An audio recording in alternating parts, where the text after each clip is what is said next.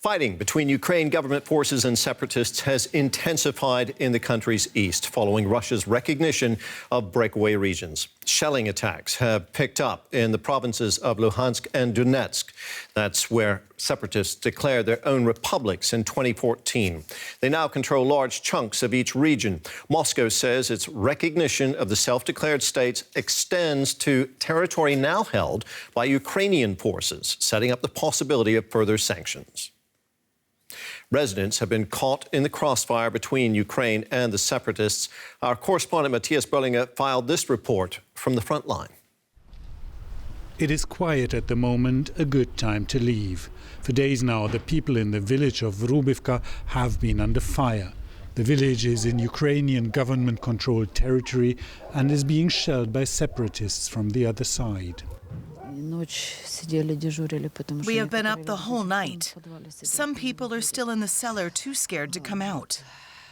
The kids spent the whole day yesterday downstairs, but at night we went upstairs. It was just too cold downstairs. A cellar is a cellar.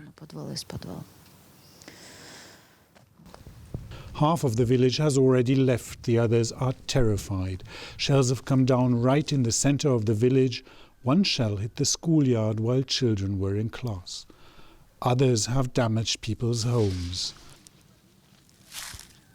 Luckily, no one has been hurt so far, but the constant stress has taken its toll. Electricity and gas have been cut off. Now gas workers have come to patch up some of the damage.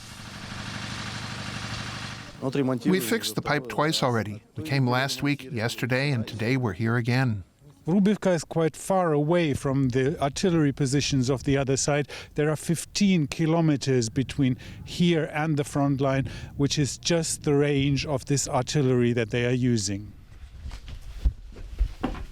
People here have not experienced this kind of fighting even during the worst times a few years ago. Olena Makarenko and her neighbors have tried to make the most out of the cold and damp cellar, but the effect of the electric heater is limited.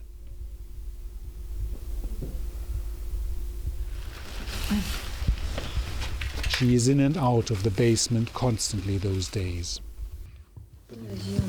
I need to go up now to take some stuff to my daughter's place. She is finally leaving with her kids, at least to a place nearby.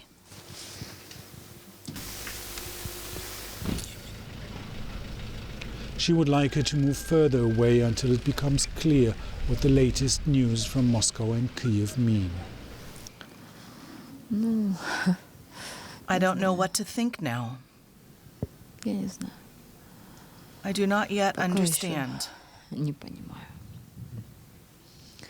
I don't even know what to do next.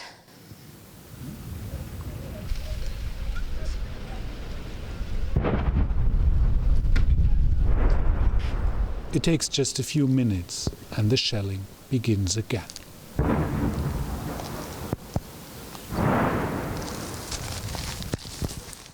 cross over now to our correspondent Fanny Facsar in Kyiv. Fanny, tell us more about what's happening along that line of contact in eastern Ukraine where government forces and separatist forces are clashing.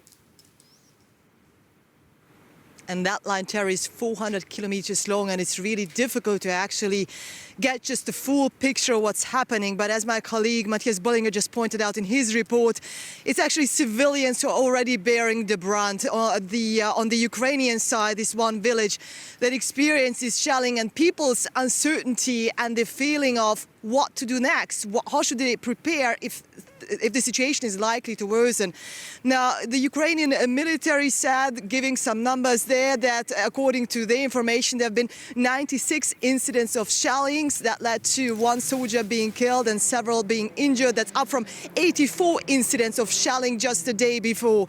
Unfortunately, we do not expect the situation to be in any way decreasing in tension, but rather increasing, especially as we hear from Russia that this seems to be just the beginning. Even though they have declared the independence of Luhansk and Donetsk, there's more to come, that it's not just going to be staying with that 1/3 of eastern Ukraine, but is very much interested in the rest of the Donbas region as well.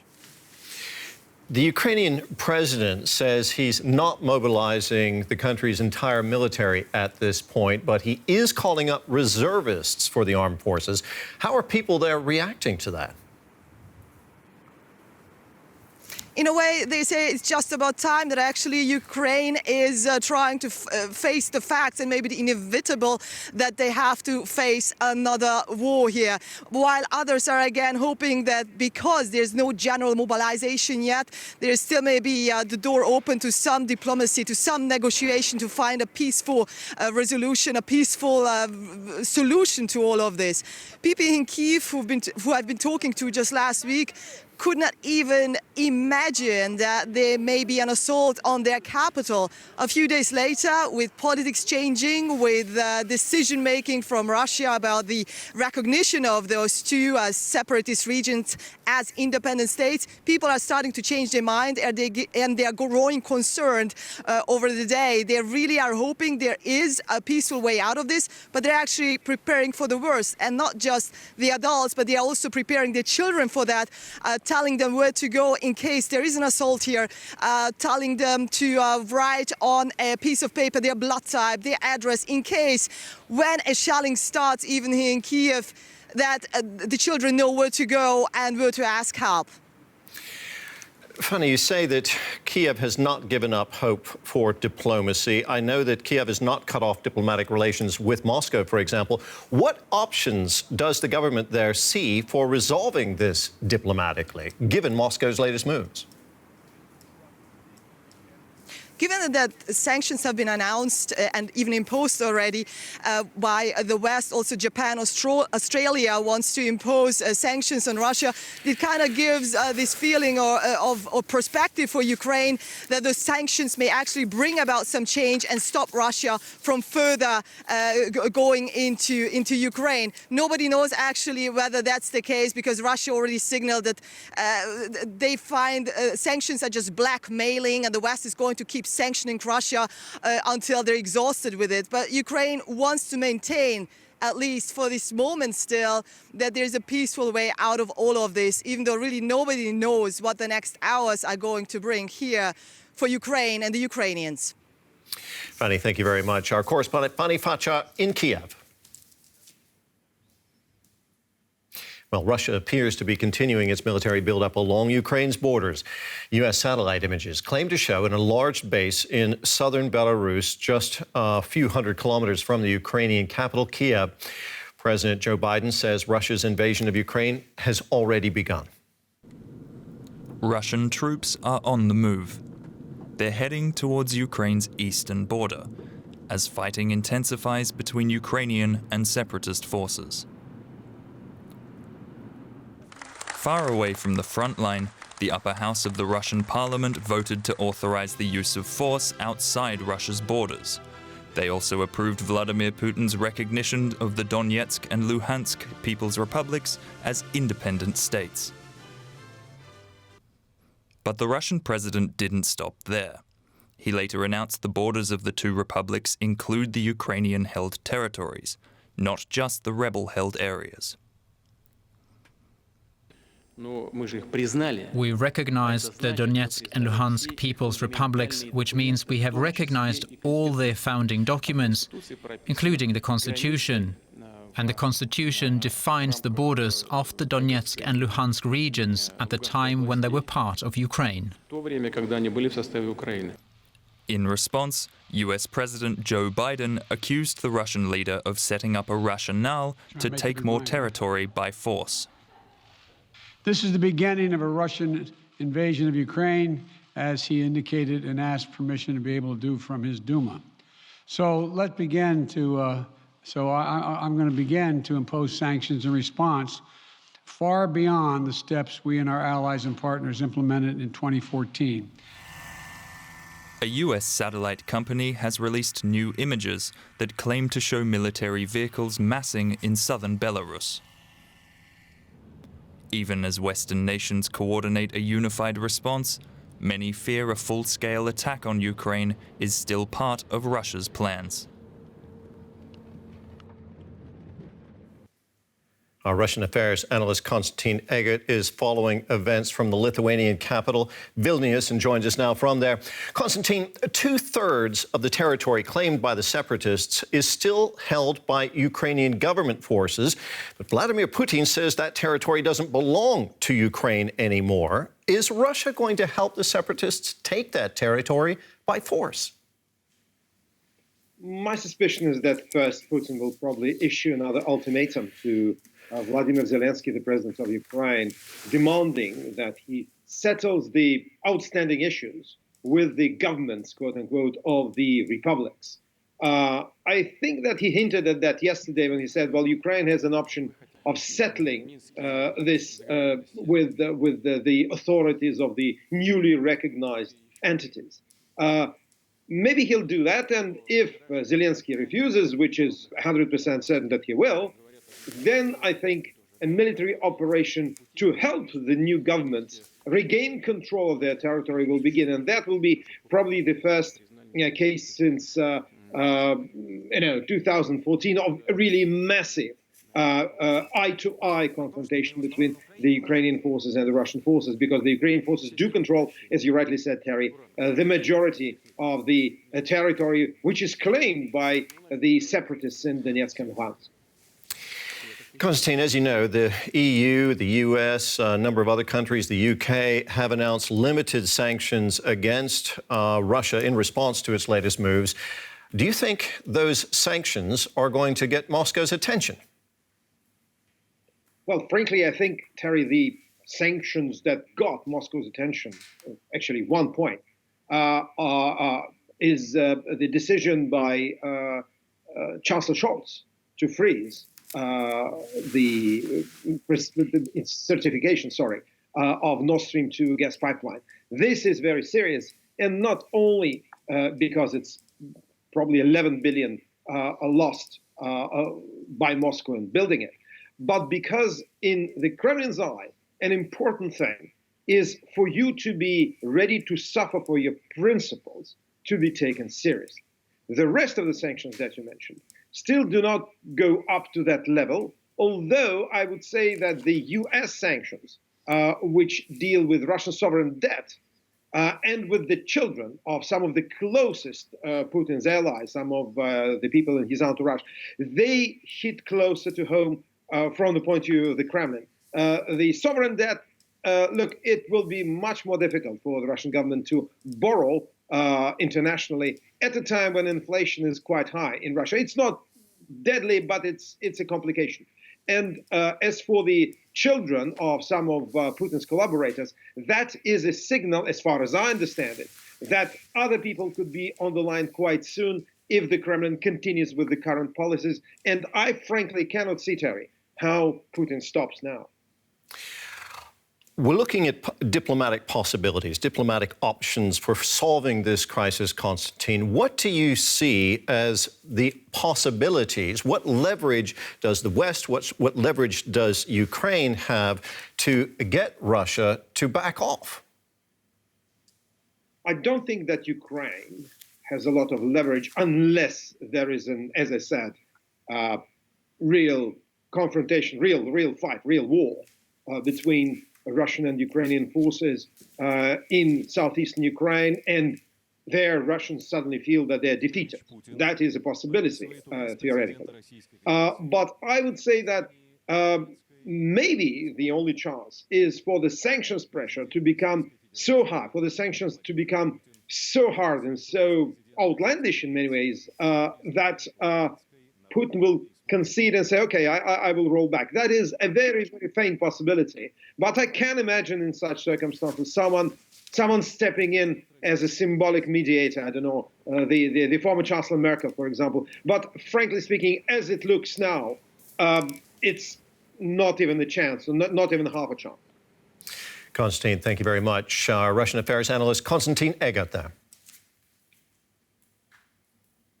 Well, more Western countries have announced sanctions against Russia. As mentioned, the European Union, Britain, Canada, Australia and Japan have joined the United States in targeting Moscow's access to finance. so far, the strongest European reaction is Germany's decision to halt the key Nord Stream 2 gas pipeline. On Tuesday, Chancellor Olaf Scholz announced that the Russian-backed project had been suspended indefinitely. German Chancellor Scholz on his way to announcing a key foreign policy decision to halt the highly controversial Nord Stream 2 pipeline in response to Russia's recognition of two separatist regions in Ukraine. The situation today is fundamentally different, and therefore, in view of the latest developments, we have to reassess the situation also with regard to Nord Stream 2. Nord Stream 2 aimed to transport Russian gas directly to Germany under the Baltic Sea. Its construction was finished last year and was pending regulatory approval. For a long time, both Russian and German leaders, including Scholz in the past, had defended the project, but it had plenty of very vocal enemies. Ukraine as a start, because it undercuts its own pipelines, but also the US and various EU countries concerned it would give Russia too much power and leave Europe vulnerable. Those countries welcomed Tuesday's decision, with Ukraine's foreign minister calling it morally, politically and practically correct. Big words of support towards the German Chancellor, who had previously been criticized for being too vague on the Nord Stream 2 pipeline. So we'll look at that pipeline a little closer in just a moment. But first, let's look at some of the other sanctions that have been imposed so far. The European Union has agreed to blacklist banks involved in financing separatists in eastern Ukraine and will also cut the Russian government out of its debt markets. The U.S. has imposed what it calls a first tranche of sanctions. They target the so-called Russian elites to state-owned banks and also seek to deny the Russian government access to Western financing. And the UK has announced sanctions on 5 banks as well as 3 billionaires with close links to Russian President Vladimir Putin. Canada, Australia and Japan have also announced measures.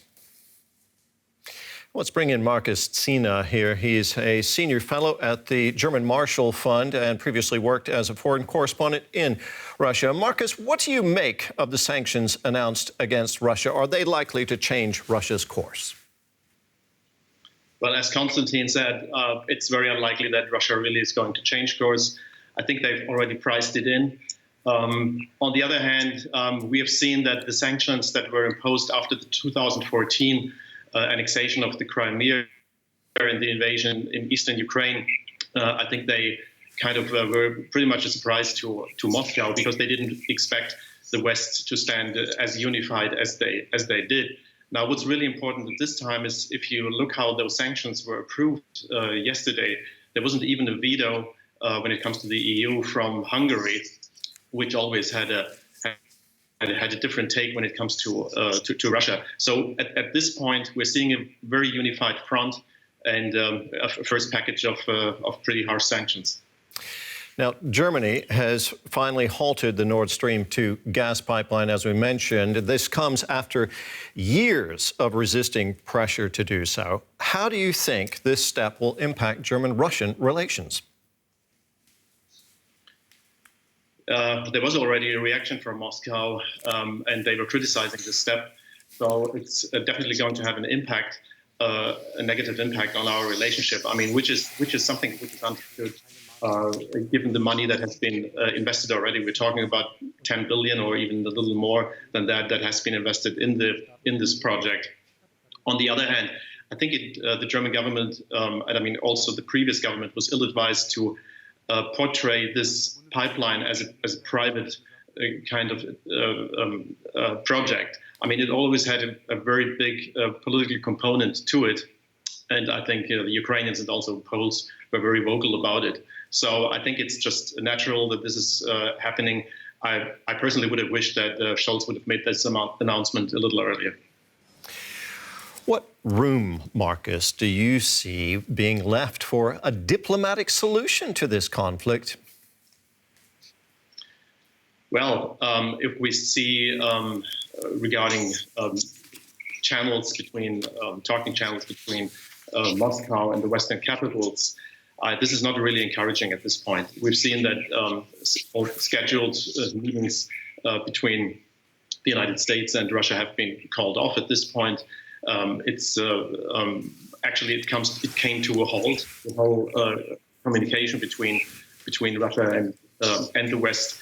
There are definitely still back channels here, but what was, I think, very disturbing was the fact that the way Vladimir Putin was giving his speech, it looked like on Monday evening, it looked like he's in a bubble. He's kind of in a mindset that is not really allowing much more room to maneuver. So I'm not really sure whether Moscow is willing to keep on negotiating. Markus Ziener, Senior Fellow at the German Marshall Fund in Berlin, thank you very much. Thank you.